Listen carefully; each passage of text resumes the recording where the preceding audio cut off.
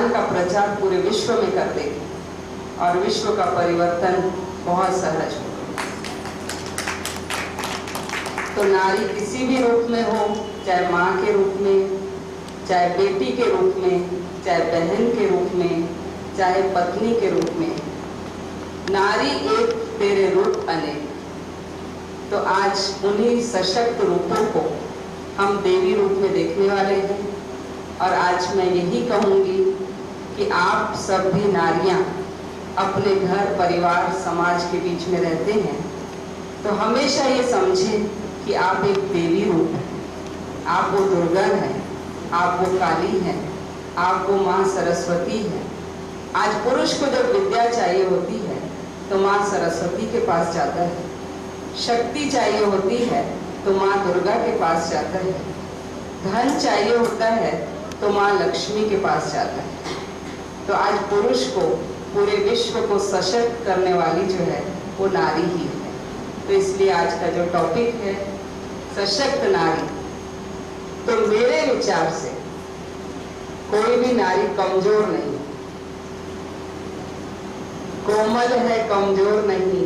शक्ति का नाम ही नारी है, सारे जग को जीवन देने वाली, जिससे मौत भी तुझसे हारी। बहुत सारे उदाहरण हमने सुने हैं, अब उसको ज़्यादा न कहते हुए सभी मेरी बहनें, माताएं, पूजनीय शक्तियाँ, मैं फिर से आप सभी को इस मंच से प्रजापिता ब्रह्मा कुमारी ईश्वरी विश्वविद्यालय की ओर से सादर वंदन करती हूँ, नमन करती हूँ, अभिनंदन करती हूँ। ओम शांति। अंत में मैं आदरणीय लीना दीदी से अनुरोध कर सबको बहुत सुंदर शांति की अनुभूति कराएंगे और अपनी शक्ति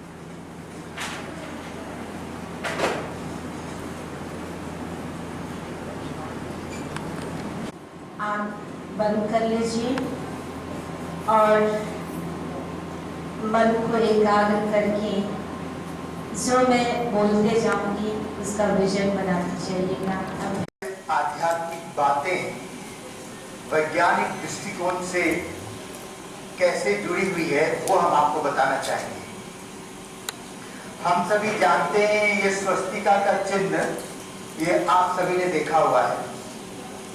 हर किसी शुभ कार्य के लिए, मंगल कार्य के लिए हम इसका प्रयोग करते हैं और शुभ लाभ लिखा करते हैं।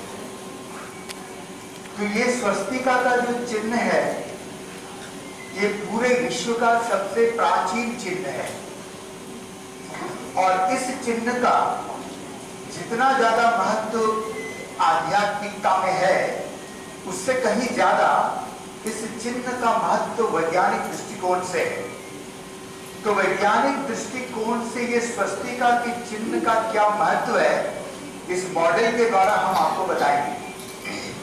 देखिए, हमारे इस दृष्टि पर निरंतर 3 प्रकार की घटनाएं घट रही है। एक है ऐतिहासिक घटना, दूसरा है भौगोलिक घटना, तीसरा है खगोलीय घटनाएं, historical, geographical and astronomical events. ये तीनों प्रकार की घटनाएं हमारे सृष्टि पर निरंतर एक साथ घट रही है और इसी तीनों घटनाओं के अंदर पूरे ब्रह्मांड की सारी घटनाएं इसके अंदर आ जाती है, इसके बाहर कुछ भी नहीं है। परंतु जैसे कि विज्ञान कहता है कि ये दुनिया कारण और परिणाम की दुनिया है, cause and effect, action on reaction, इसी को ये आध्यात्मिक भाषा में कहा जाता है कर्म और फल की दुनिया, बातें किए। तो ये जो तीनों घटनाएं घट रही होती है इसके पीछे भी जरूर कोई कारण होगा, क्योंकि इस दृष्टि पर बिना कारण का कुछ भी नहीं होता है। तो इन तीनों घटनाओं के घटने के पीछे मूल कारण है इस साकार मनुष्य लोक की 3 विशेषताएं। 3 विशेषताएं। सबसे पहली विशेषता है लाइट। यहां पर बीच में बल्ब जल रही है, जो कि सूर्य को सिंबलाइज करता है। ये हमने सूर्य दिखाया है। चूंकि दुनिया में सूर्य का प्रकाश है, इसलिए दुनिया विजिबल है, दिखाई देती है, दृश्यमान है। इस साकार मनुष्य लोक की दूसरी विशेषता है साउंड, आवाज। चूंकि दुनिया में आवाज है, इसलिए हम बोल सकते हैं, सुन सकते हैं और अपने विचारों की लेन देन कर सकते हैं। और तीसरी विशेषता है वो है गति, मोशन, मूवमेंट। चूंकि दुनिया में गति है, इसलिए ये दुनिया परिवर्तनशील है। अगर दुनिया में गति नहीं होती तो परिवर्तन भी नहीं होता, परंतु हम अनुभव करते हैं कि हमारी दृष्टि निरंतर परिवर्तनशील है, क्योंकि यह गति है। तो ये मॉडल खास करके गति के ऊपर केंद्रित है। यहां पर 3 प्रकार की गति दिखाई गई है। 3 प्रकार की गति आत्माओं की भी होती है, तो 3 प्रकार की गति पृथ्वी की भी होती है। आत्माओं के 3 गति को चित्र के द्वारा स्पष्ट किया गया है और पृथ्वी की 3 गति को इस मॉडल के द्वारा। पहले हम आत्माओं की 3 गति के बारे में चर्चा करेंगे। इस स्वस्तिका के चिन्ह में आप देख रहे हैं, ये 4 बराबर हिस्से बांटे गए, इक्वल पार्ट्स। तो इस स्वस्तिका का जो राइट हैंड साइड है, जहां पर ये सतयुग और त्रेतायुग लिखा हुआ है, इस भाग को सृष्टि चक्र का पॉजिटिव साइकिल कहा जाता है। ये पॉजिटिव साइकिल है और इसी पॉजिटिव साइकिल को ही आध्यात्मिक भाषा में स्वर्ग कहा जाता है, क्योंकि ये सुख की दुनिया है।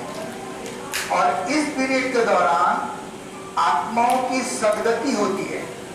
सदगति का अर्थ होता है आत्माओं की सबसे ऊंची स्थिति, सतो प्रधान स्थिति।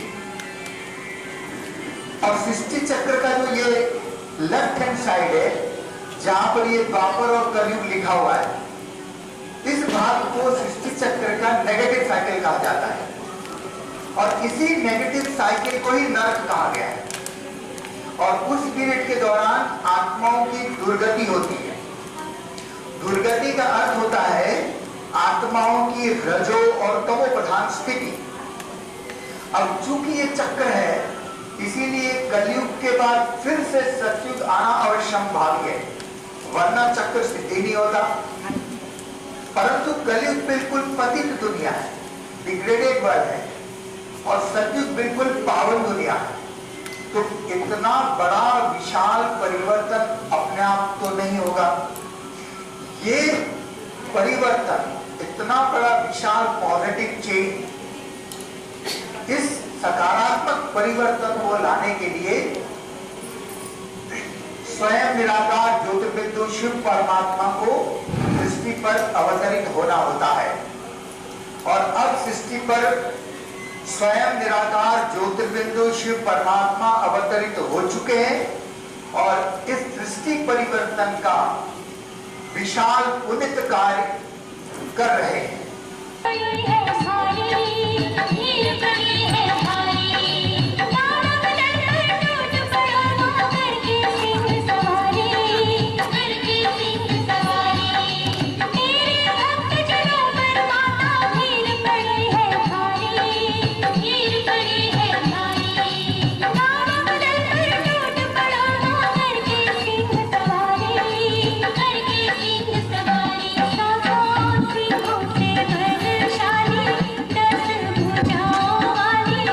कामेश्वर प्रसाद।